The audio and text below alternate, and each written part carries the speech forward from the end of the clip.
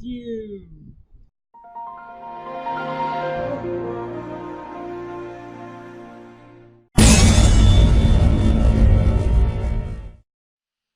Oh no, hellos, and welcome back to another video. Today we'll be taking a look at the top 10 Antiquities cards. Oh yes, because the last video, yeah, I kind of messed up my mic, and I think it's better now. I think I've actually fixed my mic finally for these type of videos. And by the way, I'm using Camtasia Studio just so you guys know that, yeah, this program doesn't auto set for headsets. It actually used my laptop mic. And now the sound should be better and the cards should be extra crispier. Oh yes. Hopefully that's the case, because man, do I not want to go through this again. But yeah, we'll be looking at Antiquities, and my Antiquities was just broken. Um, just the sheer amount of value of this set was pretty good, and it actually inspired some cards to even get reprints and stuff.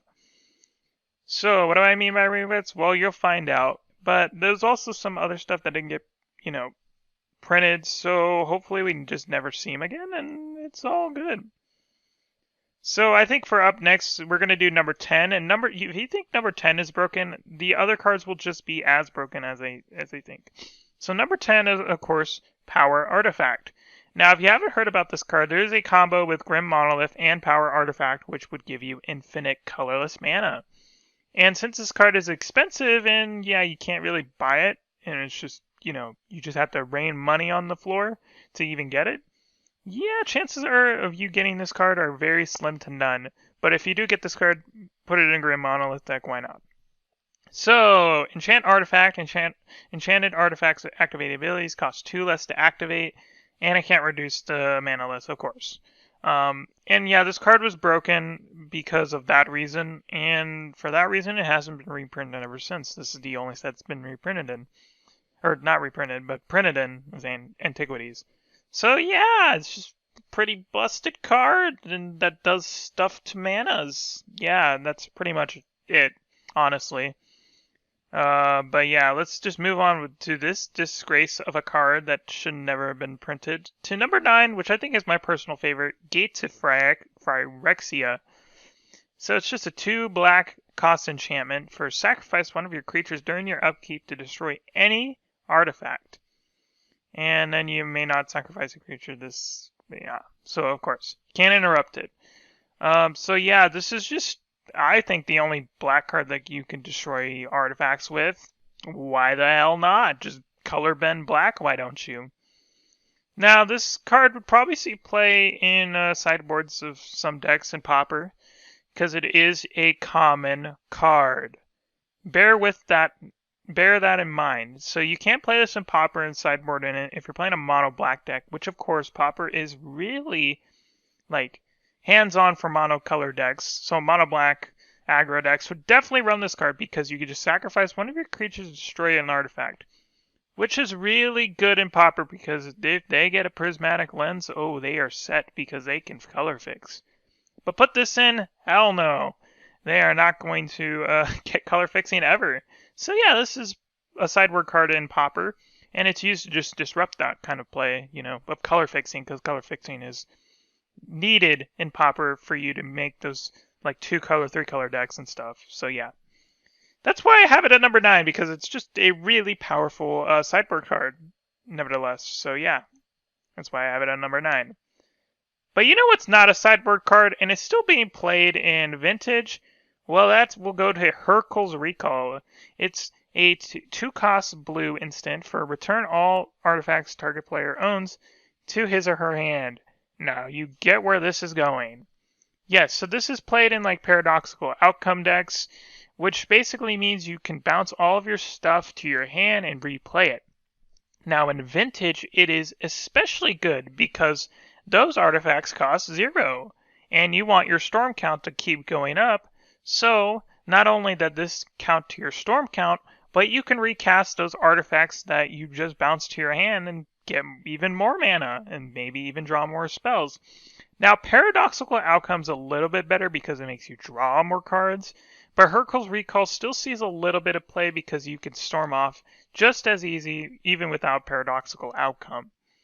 Now, the reason why I have it so low on this list is because, well, more people are going near Paradoxical Outcome than Hurkyl's Recall. Don't get me wrong though, Hurkyl's Recall is still a pretty busted card. And yeah, just disgrace the game when you play this in Commander with a Jorva deck, and yeah, you'll be the only one at the table being looked at funny like your crazy cousin having some kind of mental hysteria for you. I don't know. But yeah, it'll just be like your crazy cousin doing that to you, basically. It's just a broken card, you know. I don't think it's been reprinted. Well, I wouldn't know. So, yeah, whatever. I have it at number 8 because of that reason. It's just not seeing enough play anymore. So, yeah, I just have it at number 8. And at number 7, we have Candelabra of Tuan. It's a 1-cost artifact which untaps X target lands if you pay X into the mana. Now, here's where the fun part begins. You know why this card is really good and is at that price of $1,000, I believe? Well, it's because you can X-tap target lands. Yes, I had to pause for a little bit because let me think this through. Okay, so what can you do with this in combination with other things? Oh, I know. You can put it on a Gaia's Cradle to get even more mana. Yes, now we're talking. Now, this doesn't seem play in Vintage because mostly Vintage is just artifact decks, so lands don't really matter in that case. But you could do some pretty broken stuff and might be able to get some infinite combos with some other cards as well. Now, don't get me wrong, this card isn't extremely powerful, but it is powerful for what it does, and what it does is extremely broken. Especially if you have mana doublers, you could start going crazy with stuff like this. In combination with High Tide as well, oh man, you're cooking with some gas. Let me just tell you that right now. And you can flex on your friends if you have this card for how much it costs. Yeah. But that's not the real reason. The reason I put it on this list because goddamn, you could just untap all your lands again. So yeah, that's why I just put it on the list because you can get huge mana advantage. Honestly, that's the only reason why it's on this list. But yeah, let's move on to number 6, which is Ashnod's Altar. It's a 3-cost artifact for sacrifice a creature, add 2 to your mana pool. Now, this sounds familiar. This sounds like KCI and how busted that piece of crap was. Well, take that and just put it into creatures, and there you go. Now, if KCI'd add Ashnod's Altar, it would be cooking with some steam. And even better yet, it could sacrifice all of its goody-goody creatures as well. So to have KCI and Ashnod's Altar, yeah, that deck would just be tier 1, immediately banned worthy. Just ban the whole deck out of existence. Which they did. They had to ban KCI. But yeah, just sacrifice, add 2 to your mana pool. This is played a lot at EDH in a lot of like token decks. You could play it in some infinite combos if you want to be a real dick about it, but usually it's just played in token decks. They just make a crap ton of mana and there you go. There's big threat on the board. You get so much mana out of this, it's crazy.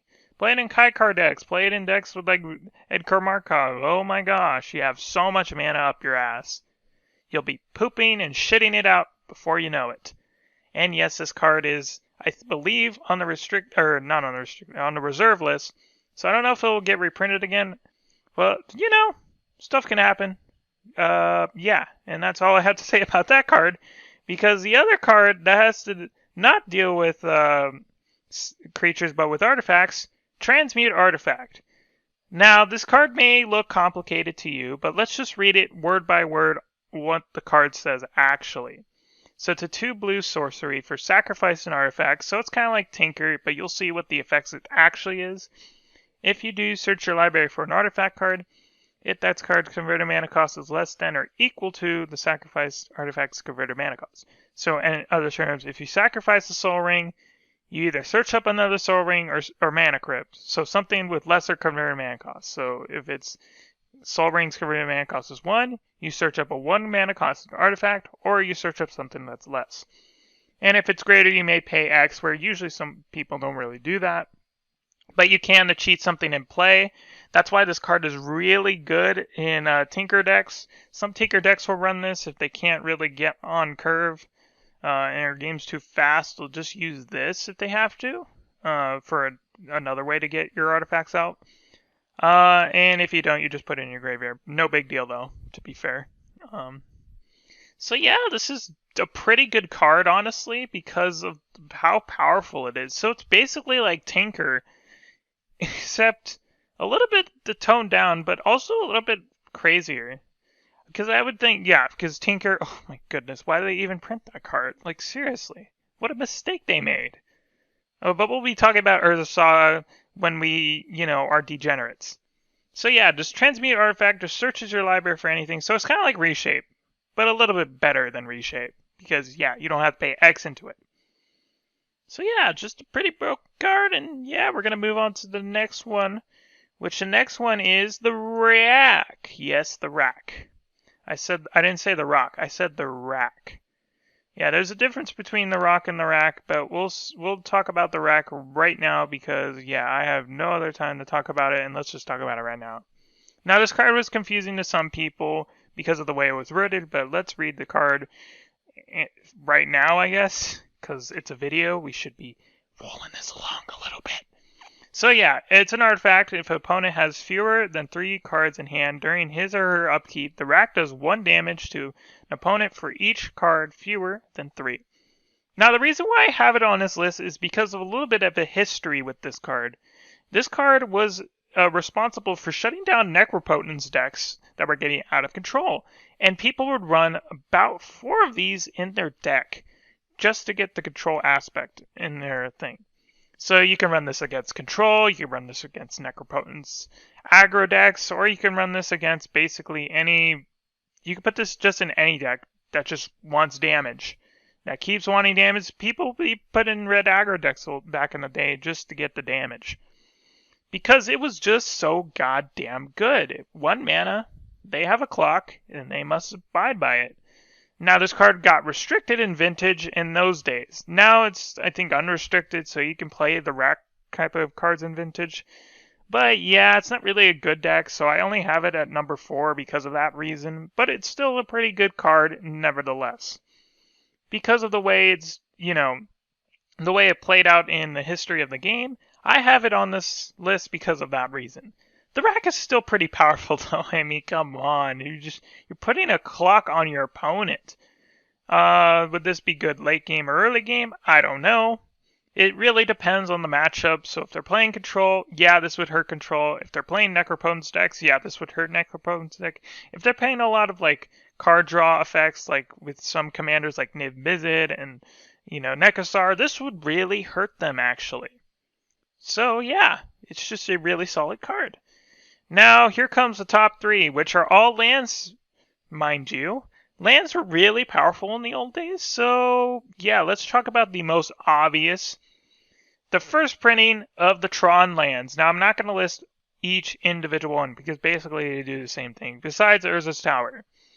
So, if you have any one of these degenerate cards in play, you add 1 colorless. Not so bad, okay. But if you control Urza's Mine and Urza's Tower, I'm reading Urza's Power Plant for your reference, add 2 colorless instead. Ho ho ho. Now here's the funny thing. They are not legendary, which means you can run 4 of these. Oh, and there's fixing in Modern. So guess what deck you can play this in? That's right, Modern, because it was reprinted a shit ton of times. Why did they want to reprint this?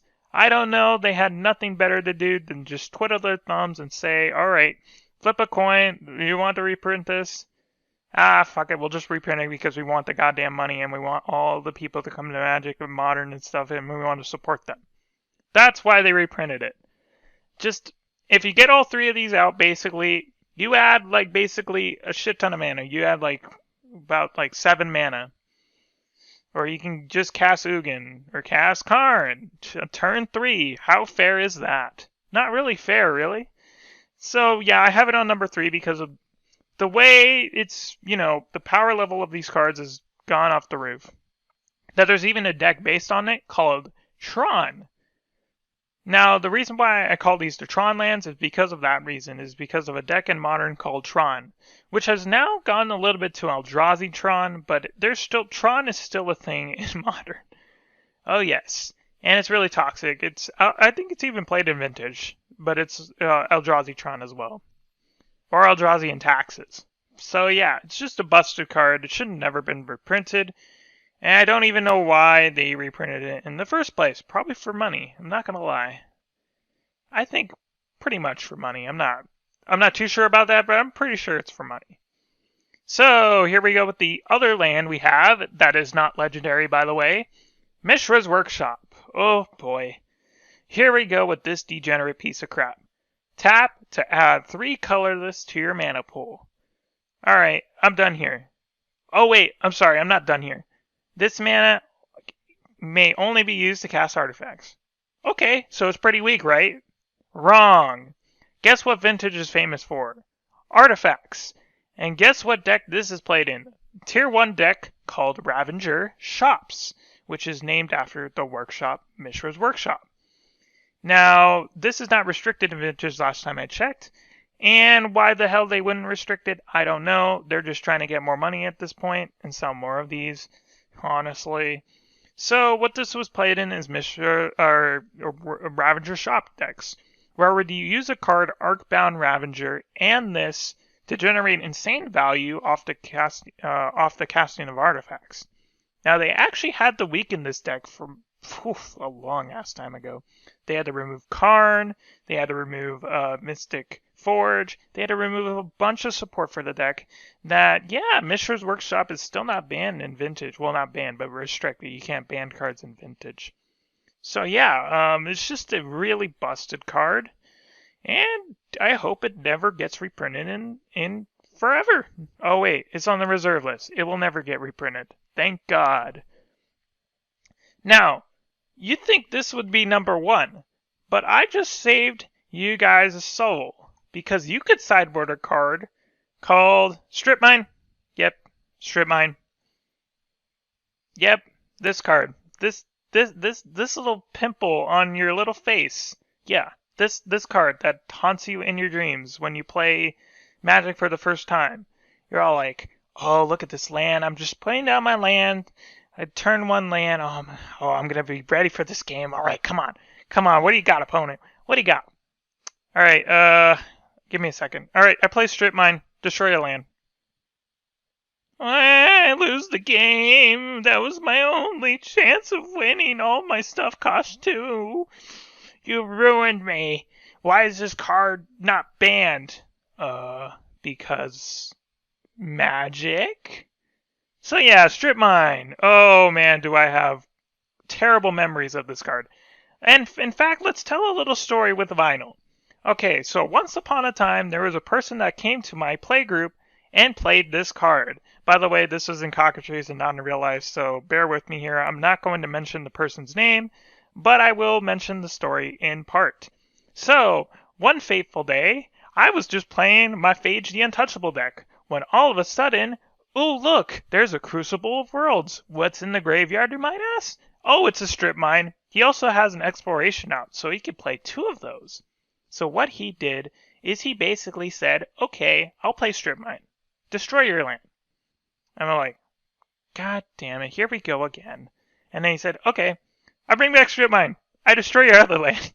And we're like, can I concede this game?